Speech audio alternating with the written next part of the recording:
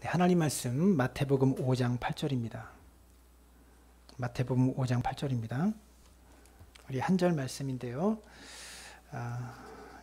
우리 한 목소리로, 이 자리에는 없지만 각 가정에서 한 목소리로 함께 합독하도록 하겠습니다. 마음이 청결한 자는 복이 있나니 그들이 하나님을 볼 것이미요. 아멘. 옆 사람 바라보고 인사할까요? 당신과 함께여서 행복합니다. 네, 함께함이 행복이고 함께함이 기쁨입니다. 코로나19 때문에 지금 한 달이 넘게 6주 정도 이렇게 영상으로 여러분을 만나 뵙는데 교회가 그리우시죠? 네, 교회가 그립고 여기서 함께 밥 먹고 함께 교제하고 차 마시고 이렇게 말씀을 나눴던 그 시간들이 참 소중하고요. 빨리 우리가 다시 만나는 날이 오면 얼마나 기쁠까 그런 생각을 합니다. 코로나19에 관한 말씀들을 계속 나누다가 팔복의 말씀들을 또 이제 다시 돌아왔는데 오늘은 팔복의 6번째 시간입니다. 마음이 청결한 자는 복이 있나니 5장 8절의 말씀을 마태복음 5장 8절의 말씀을 함께 나누려고 하는데요. 여러분 혹시 피카소라는 화가의 그림을 본 적이 있으십니까? 2013년 3월 달에 이 피카소의 꿈이라는 그림이 팔렸는데요. 1720억에 팔렸습니다. 그림 하나가 1720억이에요. 어마어마한 액수에 팔렸죠. 무슨 그림이 이렇게 비싸나? 제가 두 가지에 놀랐는데 첫 번째는 가격 보고 놀랐고요. 1720억이라는 가격을 보고 놀랐고요. 두 번째는 그림을 보니까 별 그림이 아닌 거예요. 화면 나오죠? 이 그림입니다. 저는 아무리 봐도 한 2만 원이면 살까? 그래도 안 살 것 같은데 1720억을 줬다는 게 너무나 놀라워가지고요. 이 그림을 한참 쳐다봤습니다. 제가 이 그림을 보면서 들었던 생각이 뭐냐면 저는 미술을 전혀 모르기 때문에 이 그림이 가치 없는 그림으로 그냥 그렇게 보여집니다. 그러나 미술을 하는 사람에게 보는 눈이 있는 사람에게는 이 그림이 1720억으로 보인다라는 그런 말이죠. 무슨 말입니까? 내 눈에 보이는 게 전부가 아니라는 말입니다. 내 눈에 보이는 게 다가 아니라는 말이죠. 내 눈에 보이지 않는 무언가가 분명히 있고요. 그것을 미술하는 사람들은 그리고 이 예술품을 수집하는 사람들은 그것을 보는 눈이 그들에게 있다라는 말입니다. 우리가 살펴볼 팔복의 말씀, 이 팔복의 전체 문맥 중에 6번째 말씀인데요. 오늘 말씀은 굉장히 중요하고 또 어려운 말씀입니다.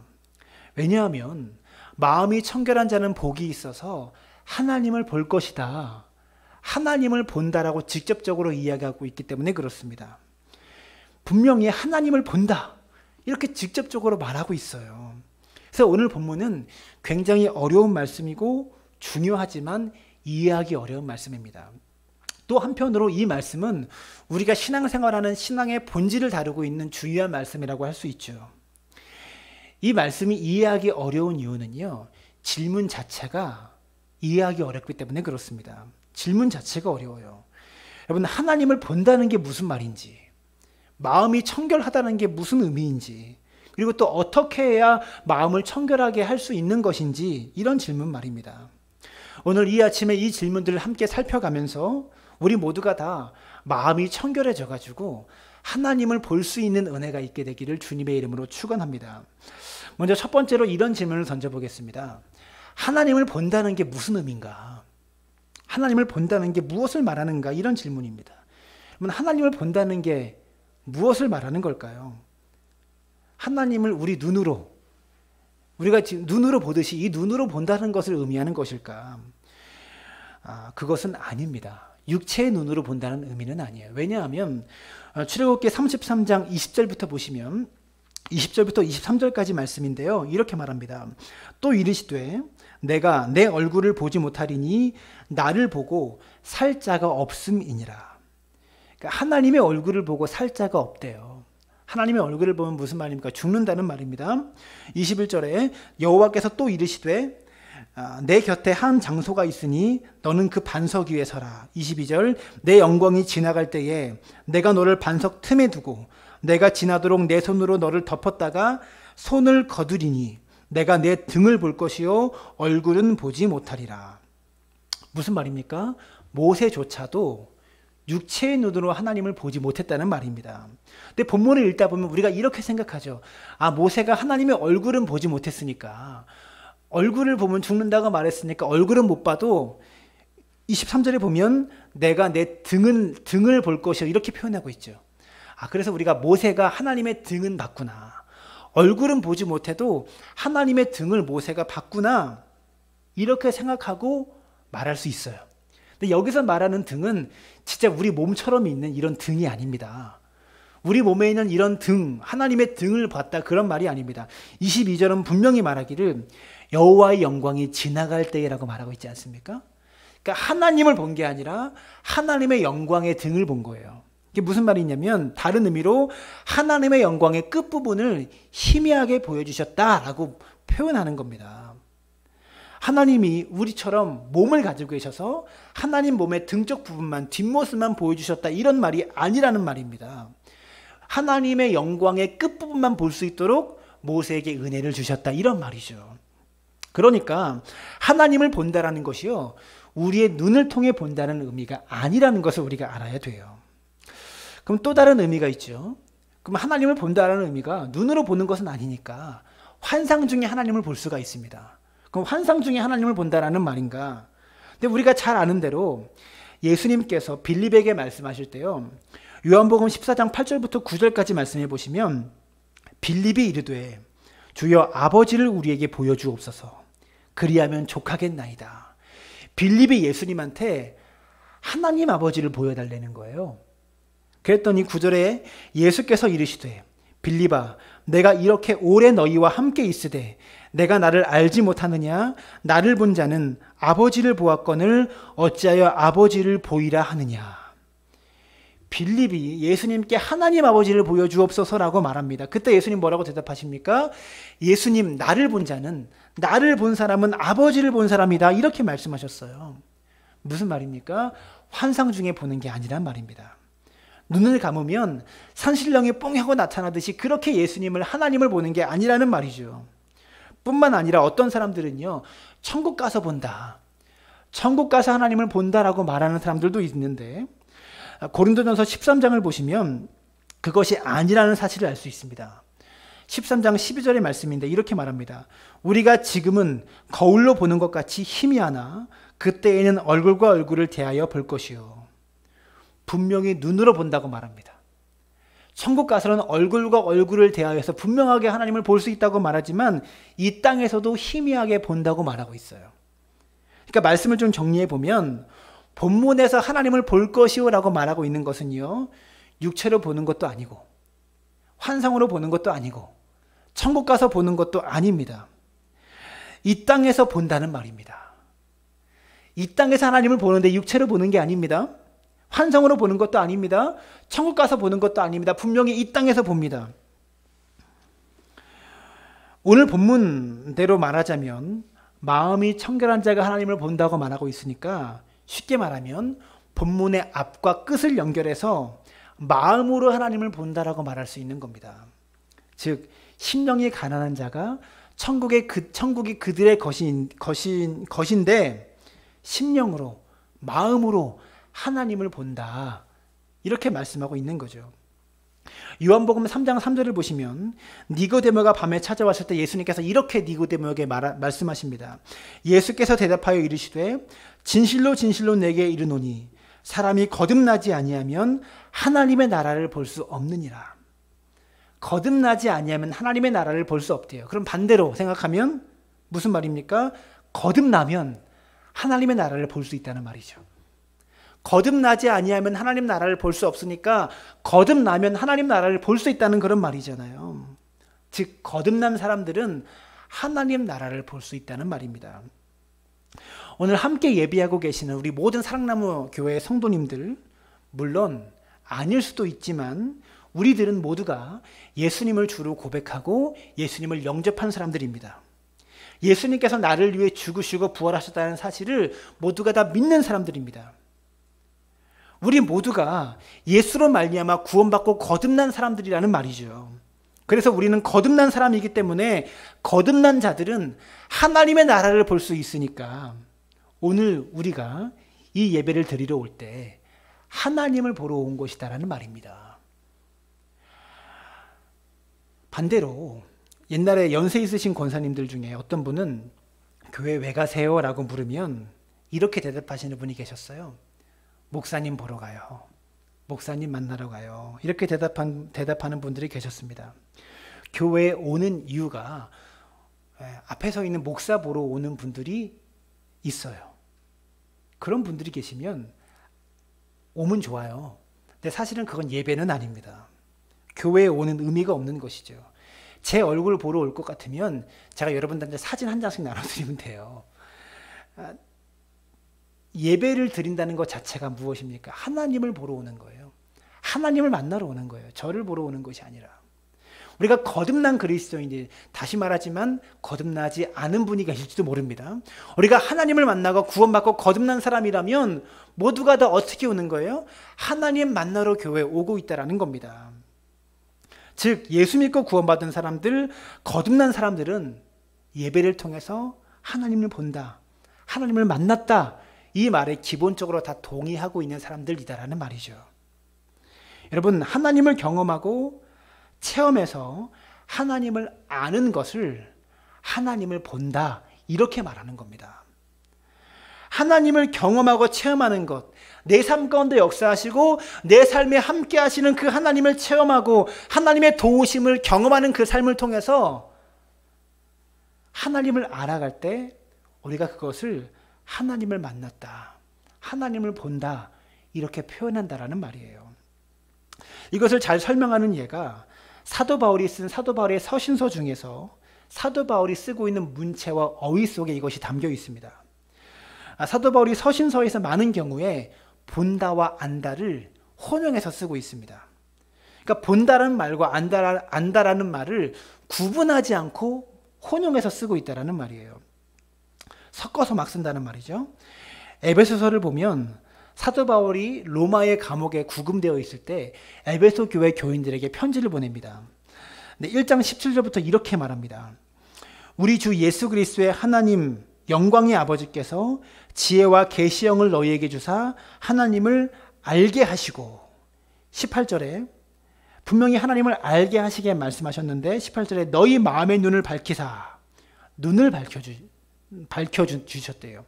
그의 부르심의 소망이 무엇이며 성도 안에서 그의 기업의 영광의 풍성함이 무엇이며 그 힘의 위력으로 역사하심을 따라 믿는 우리에게 베푸신 능력의 지극히 크심이 어떠한 것을 너희로 알게 하시기를 구하노라.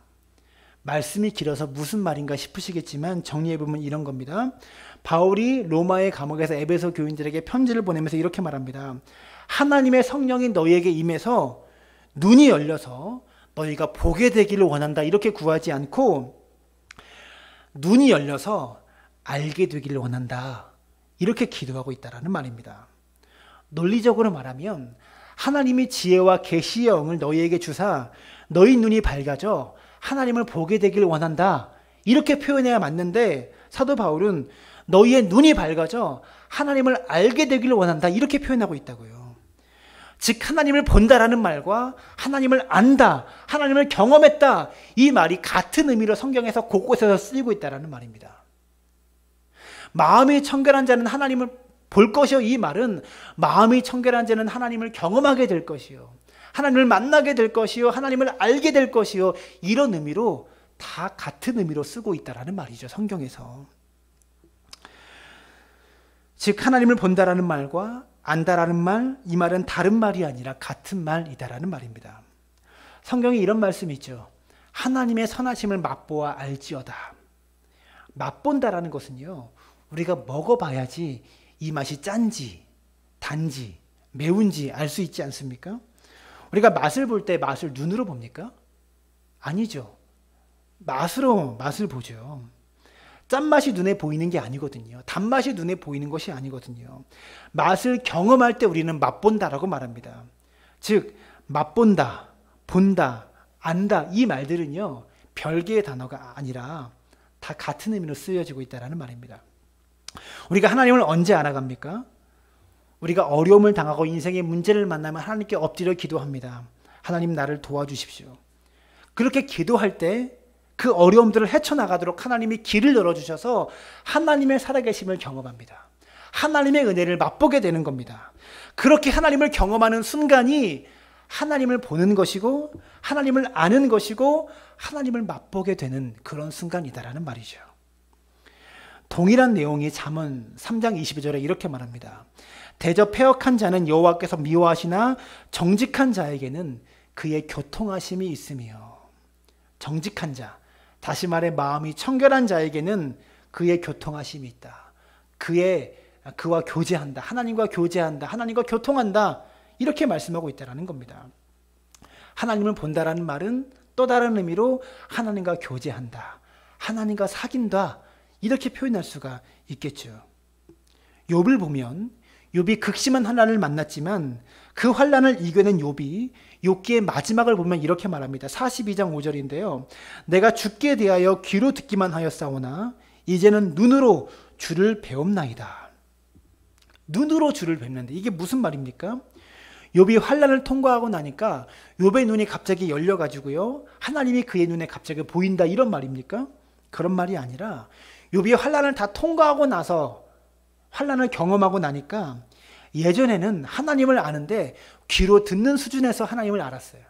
근데 눈으로 환난을 다 통과하고 나니까 이제는 눈으로 보는 것처럼 확실하게 하나님을 알게 되었다. 분명하게 하나님이 어떤 분인지 눈으로 보는 것처럼 확실하게 알게 되었다. 이렇게 말하고 있는 것이죠. 오늘 본문에 마음이 청결한 자는 하나님을 본다라고 말하는 이 보는 것은 육체로 보는 것도 아니고 환상으로 보는 것도 아니고 천국에서 보는 것도 아닙니다. 이 땅에서 사는 동안 하나님과 풍성히 교제하고 하나님을 알아가고 하나님을 경험하고 체험하는 것이 하나님을 눈으로 보는, 직접 눈으로 하나님을 체험하는 그런 삶이다.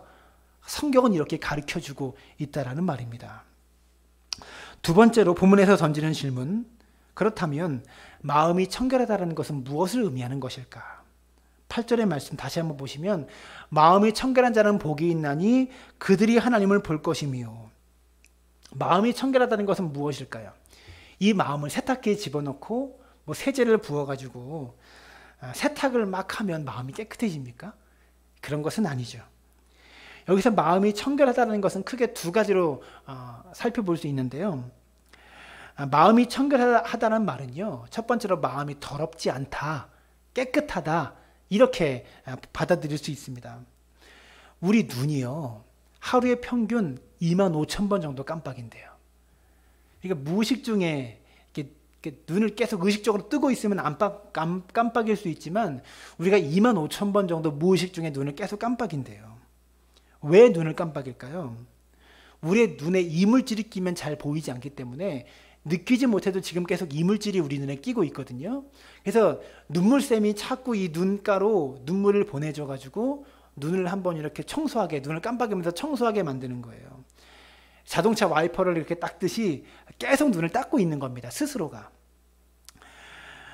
그래서 깨끗하게 만들어서 눈이 보일 수 있도록, 아프지 않게 보일 수 있도록 그렇게 눈을 깜빡인다는 거죠. 동일한 원리가 우리 마음에 적용됩니다. 내 마음에 이물질이 있어서 마음이 더러워지면 하나님을 볼 수 없다라는 그런 말이에요. 여러분, 마음에 증오가 있다고 생각해 보십시오. 그 증오하는 이물질이 내 마음에 끼어 있으면 증오가 내 마음을 가리워 가지고요, 하나님과 교제할 수 없고 하나님을 알아갈 수 없다라는 그런 말이에요. 증오만 그렇습니까? 거짓말하면서 남을 속이고 있는 그 마음에 하나님이 보이겠습니까? 정말 하나님이 보이면 그 사람이 그렇게 거짓말을 할 수 없다라는 거죠. 보이지 않는다는 말입니다. 즉 마음에 무언가가 가리고 있어서 하나님을 알아갈 수 없고 경험할 수 없게 만든다라는 것이죠.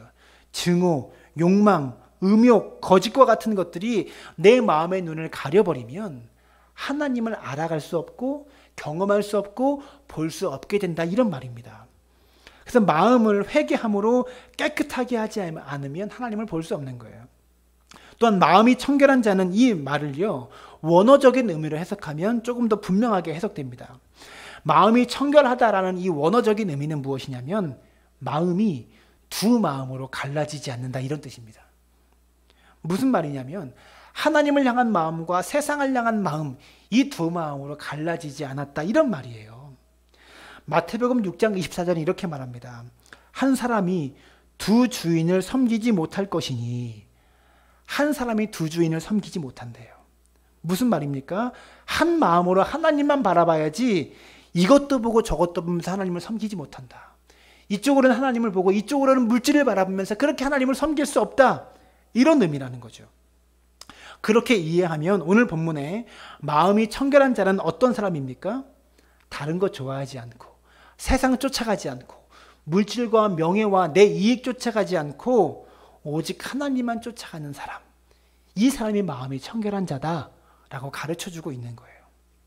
시편 24편의 말씀도 오늘 맥락과 일치합니다. 시편 23편 3절부터 5절까지인데요. 여호와의 산에 오를 자가 누구며 그의 거룩한 곳에 설 자가 누구인가? 곧 손이 깨끗하며 마음이 청결하며 뜻을 허탄한 데 두지 아니하며 거짓 맹세하지 아니하는 자로다. 그는 여호와께 복을 받고 구원의 하나님께 의를 얻으리니. 여호와의 산에 오를 자가 누구래요? 손이 깨끗하고 마음이 청결한 자가 여호와의 산에 오를 자래요.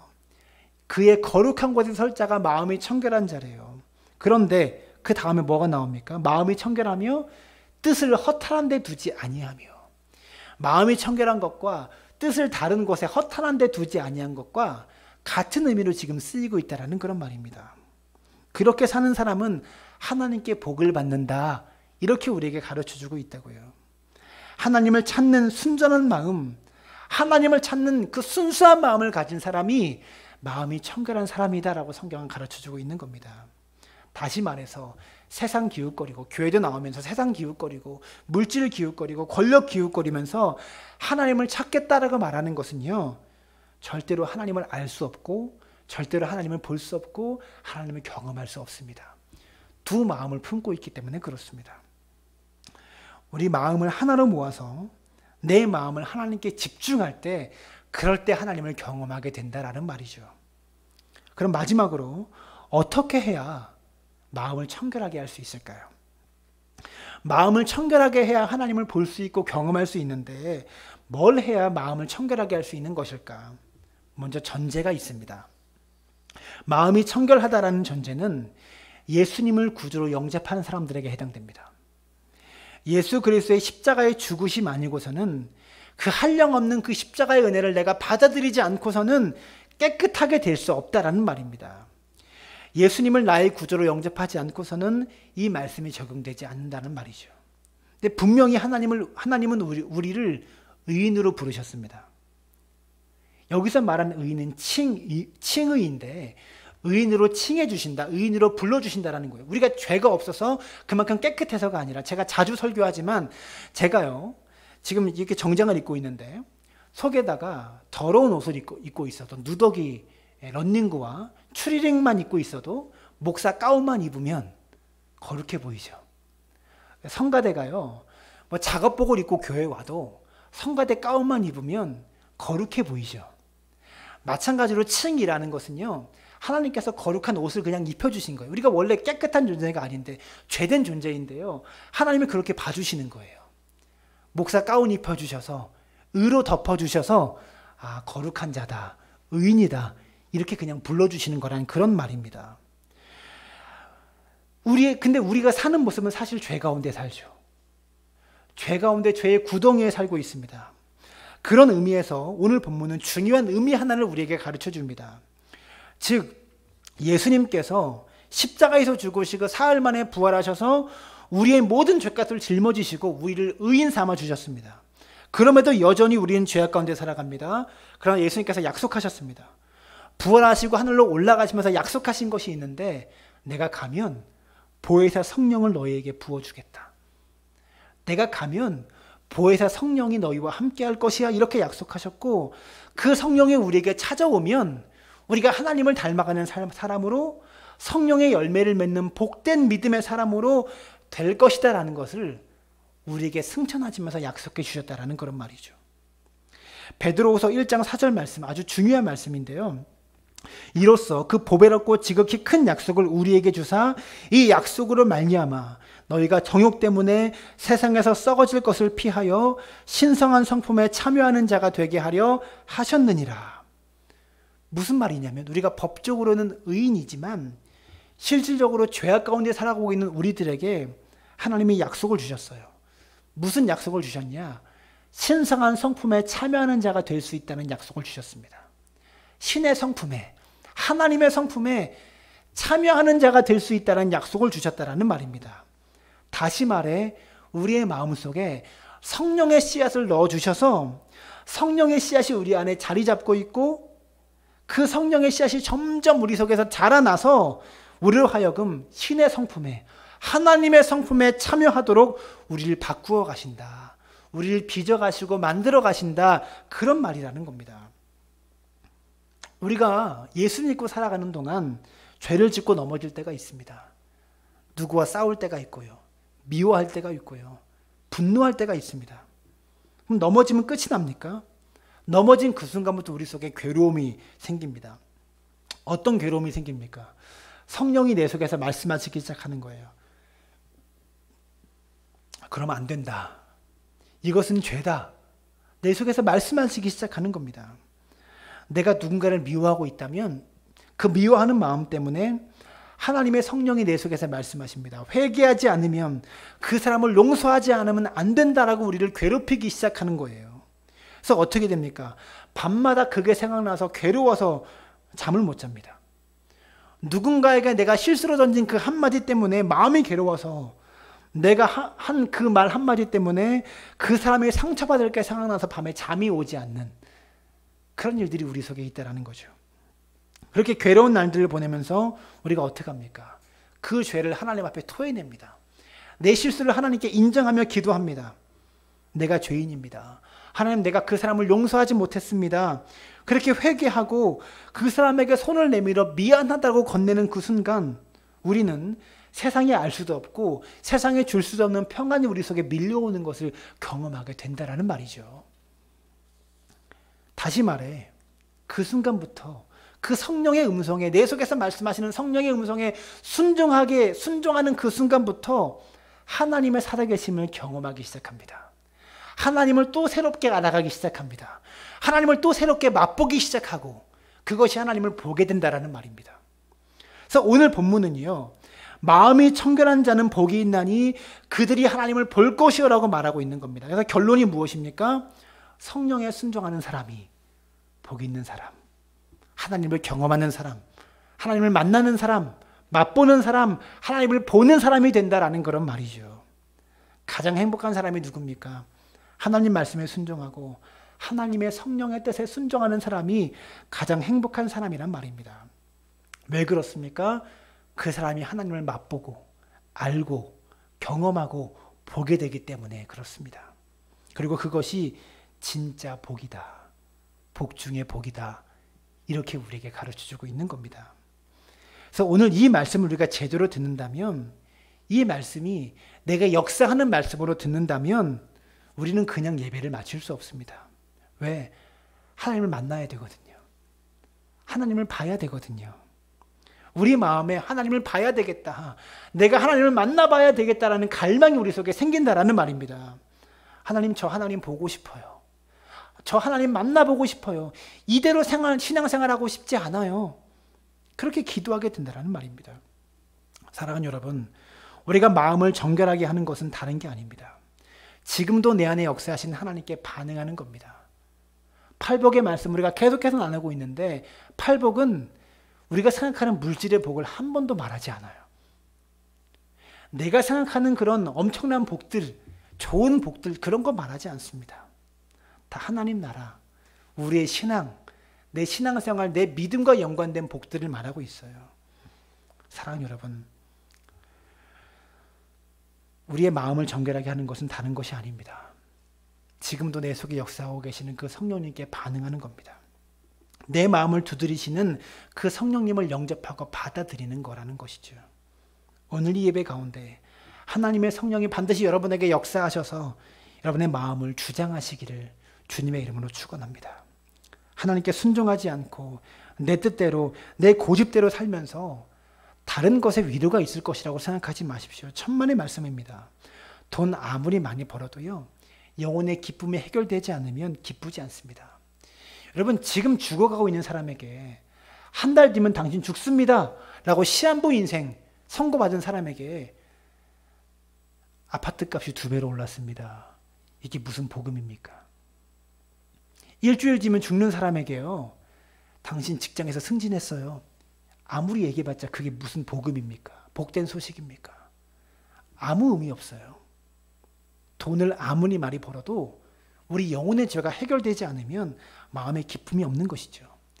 아무리 높은 자리에 올라가도 죽음 너머에 있는 그 영혼의 문제가 해결되지 않으면, 성령의 음성에 순종하지 않으면 하나님을 만날 수 없고 볼 수 없기 때문에 행복할 수 없습니다. 오늘 이 시간 우리 마음속에 예수님 받아들이시고 성령님을 영접하셔서 마음이 청결해짐으로 정말로 하나님을 만나는, 하나님을 경험하는, 하나님을 알게 되는 믿음의 사람들 되어지시기를 주님의 이름으로 축원합니다. 각자 있는 예배의 자리에서 눈을 감고 마음을 담아 찬양합시다. 예수님 만나고 싶어요. 예수님 만나고 싶어요. 예수님 만나고 싶어. 두 손 모아 기도할 때 응답해 주세요. 응답해 주세요. 예수님 만나고 싶어요. 예수님 만나고 싶어요. 예수님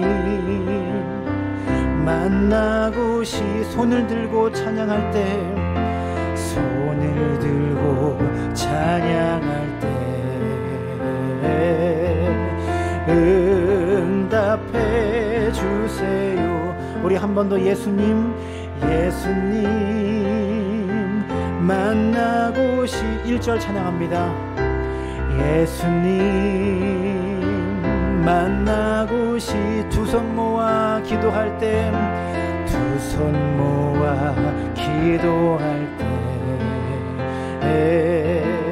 응답해 주세요. 예수님 만나고 싶어요. 예수님 만나고 싶어요.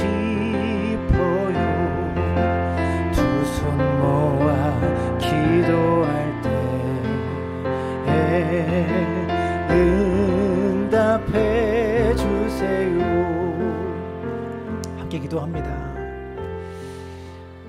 마음이 청결한 자는 복이 있나니 그들이 하나님을 볼 것이미요 라고 말씀하고 있습니다. 사랑하는 여러분, 정말 하나님 보길 원하십니까? 정말 하나님 만나길 원하십니까? 하나님을 만나는 방법은요, 우리 마음이 거룩해지는 겁니다. 마음이 두 마음으로 나뉘지 않는 겁니다. 내 속에 역사하시는 성령님의 음성에 순종하는 겁니다. 그러면 하나님을 알게 되고 경험하게 되고 체험하게 되고 하나님을 보게 됩니다. 어려움을 만날 때 나를 일으키신 하나님을 경험하는 것이 하나님을 보는 것이고요, 인생의 문제를 만날 때 문제를 해결해 주신 하나님을 경험하는 것이 하나님을 보는 겁니다. 너무나 답답해서 견딜 수 없을 때 하나님께 무릎 꿇었더니 세상에 줄 수 없는 평안과 은혜를 맛보는 것, 그게 하나님을 보는 것입니다. 사랑하는 여러분, 여러분의 삶의 자리에서 하나님을 만나는 사람들 되기를 원합니다. 우리가 하나님을 경험하는 자들 되기를 원합니다. 하나님, 내 삶의 현장 속에 물질의 어려움도 있고, 가정의 어려움도 있고, 사업의 어려움도 있고, 질병의 문제, 여러 가지 문제가 있는데 내 삶의 여러 가지 상황들 속에서 하나님 보길 원합니다. 문제를 해결하신 하나님을 알아가며 보길 원하고, 내 삶을 만지신 하나님을 알아가며 보기를 원합니다. 주님, 내 속에 역사하여 주시옵소서. 내 삶의 한복판에서 하나님을 보게 되는, 경험하게 되는 역사들을 우리 사랑나무교회 모든 성도님들 경험하도록 함께 해달라고 우리 마음을 담아서 함께 기도하며 나아갑니다. 살아계신 아버지 하나님, 내 삶의 자리 문제의 한복판에서 주님 만나길 원합니다. 오늘도 삶의 문제가 있습니다. 나를 옥죄는 직장의 문제가 있습니다. 하나님이여, 나를 옥죄고 있는 경제적인 문제가 있고 사업의 문제가 있고 하나님이여, 내 속에 여러 가지 문제들이 있습니다. 그 삶의 문제 가운데 나를 만지시고 나를 이끄신 하나님의 역사들을 경험하길 원합니다. 인간관계의 문제 속에서 성령의 말씀에 순종할 때, 하나님의 인도하심에 순종할 때 경험케 하신 하나님의